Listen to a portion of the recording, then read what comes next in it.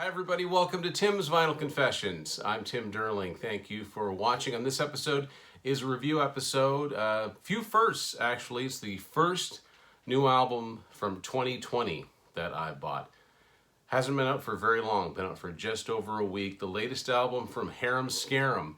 It's called Change the World. Now, Harem Scarem is a band I don't talk enough about, and I really should be talking more about them. They've been a band I've been a fan of for a long time. Canadian band. Great melodic hard rock.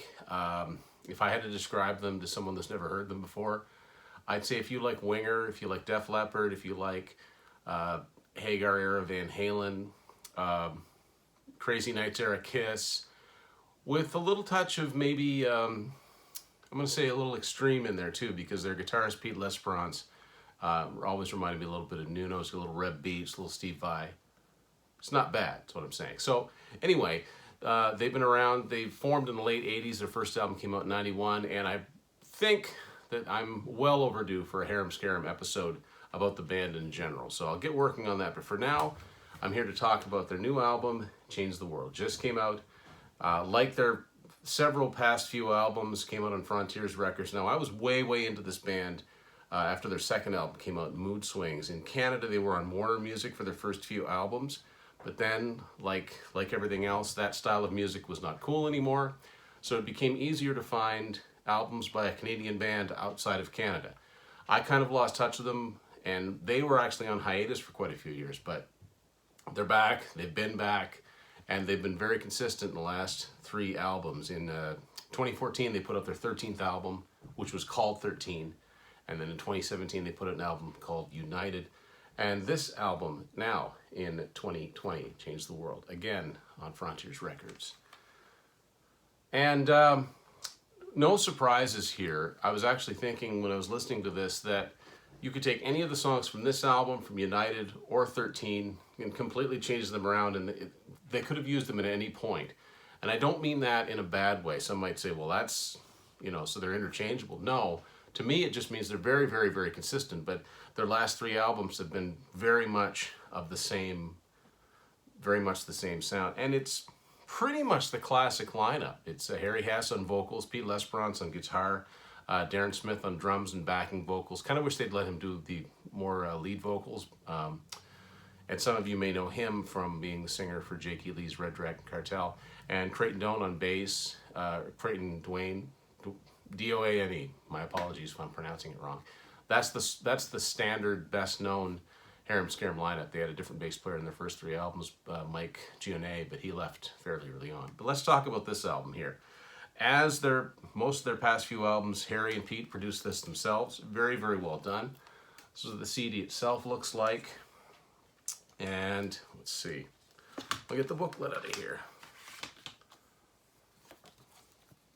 Cool design work. Almost looks Hugh Symish, but it's not. Who did design this? Cover art and booklet designed by C.A. Bexton. So there you go. Lyrics to all the songs, and not mind-blowing artwork here, but just good, consistent, melodic hard rock. A little darker than maybe some of their earlier stuff. Again, that's been kind of the last few albums have been heading in that direction. I don't mean darker like grungy, but just, I don't know. There's no lightweight stuff on here. Title song, Change the World, starts it off with, it's kind of an anthemic thing. I really like The Death of Me, which is funny because when I first came across it, I thought, well, that's also the name of a song on Tom Kiefer's new album. It's not at all like it, but it's just interesting that sometimes artists happen upon things. I think if you're a creative mind, you catch these phrases and stuff. Really like Mother of Invention. That's a slower ballad type song, but there aren't really any ballads on here. Searching for Meaning, I really like. The whole thing is really good all the way through. And I keep looking down, and it's not this. Another first is that this is the first Harem Scarem album I had on vinyl. I had to pick this up on vinyl just because it's just a single record, which means it's not terribly expensive. I like that. This, of course, is also on Frontiers Records, and there's no bonus track on this, so there's, sometimes they'll do that. They'll put an extra song on the vinyl. Remember in the old days, they put the extra song on the CD?